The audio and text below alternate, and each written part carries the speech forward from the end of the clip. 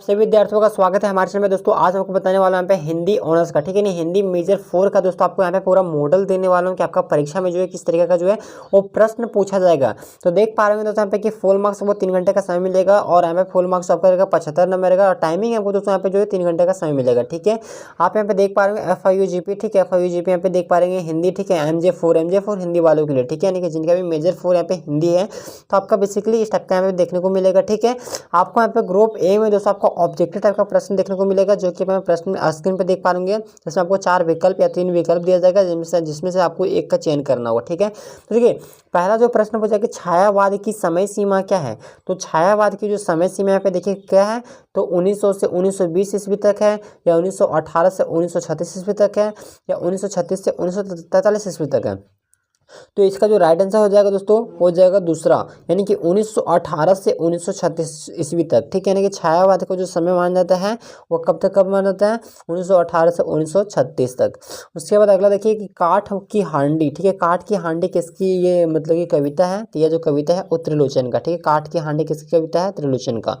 अगला कि पंत की कविता है, तो पंत की जो कविता है वह था गामाश्री। ठीक है, क्या था, गामाश्री। अगला देखिए कि आधुनिक युग की मीरा जो है वो किसको बोलाता है, तो आधुनिक युग की मीरा किसको बोलते हैं, महादेवी वर्मा को बोलते हैं। ठीक है, महादेवी वर्मा हो जाएगा। अगला देखिए कि अकाल और उसके बाद के कविता के रचनाकार कौन थे, तो इसका हो जाएगा तो नागार्जुन। ठीक है, अकाल और उसके बाद कविता के जो रचनाकार थे कौन थे, नागार्जुन थे। ठीक है, अगला में आपको दिया जाएगा कि उपर्युक्त प्रश्नों के जो उत्तर संक्षेप में देना, जो कि 5-5 नंबर का 2 प्रश्न पूछेगा कि छायावाद और उत्तरवाद में अंतर बताएं। ठीक है, ये आपका 2-2 नंबर का मतलब 5-5 नंबर का क्वेश्चन 2 क्वेश्चन पूछेगा, तो आपको शॉर्ट टाइप में आपको उसका आंसर देना होगा। ठीक है, तो छायावाद और उत्तरवाद में आपको क्या अंतर है ये बताना है। उसके बाद समकालीन कवियों के जो समकालीन जो कविता था उसके कौन कौन से प्रमुख कवि हैं उनके नाम आपको जो है वो पूछा जा सकता है परीक्षा में। ठीक है, आपको ही आपके बाद उसके बाद देखिए ग्रुप बी में आपको जो 4 प्रश्न पूछा जाएगा, जो कि प्रत्येक प्रश्न का 15-15 नंबर का रहेगा। तो देखिए यहाँ पे पहला जो प्रश्न दिया गया है कि सुमित्रा नंदन पंत का साहित्यिक परिचय दीजिए। ठीक है, यानी कि सुमित्रा नंदन पंत है उनका साहित्यिक परिचय आपको देना है, जो कि 15 नंबर का प्रत्येक प्रश्न है। इनमें से आपको किन्हीं 4 का ही आपको उत्तर देना होगा।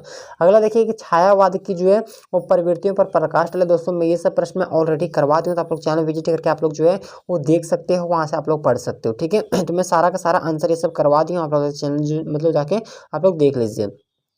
उसके बाद देखिए प्रगतिवाद की विशेषता पर प्रकाश डाले। ठीक है, प्रगतिवाद की विशेषता बहुत ज़्यादा इंपॉर्टेंट प्रश्न आप लोग देख लीजिएगा ध्यानपूर्वक, बहुत अच्छी मतलब कि बहुत बढ़िया प्रश्न है और बहुत ही इंपॉर्टेंट प्रश्न है। ठीक है, उसके बाद देखिए छायावादी कवि के रूप में जो है जयशंकर प्रसाद का मूल्यांकन करना है आपको। ठीक है, छायावादी कवि के रूप में किसका मूल्यांकन करना है, तो जयशंकर प्रसाद का मूल्यांकन करना है।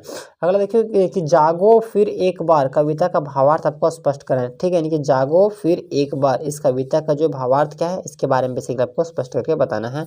तो ये था कुछ प्रश्न दोस्तों, इनमें जिनमें से आपको 4 प्रश्न बनाना था। तो मैं उम्मीद करूंगा दोस्तों कि आपको यह वीडियो को लाइक कीजिएगा और चैनल पर नए आएंगे तो चैनल को सब्सक्राइब करके बेल आइकन को प्रेस कर लीजिएगा।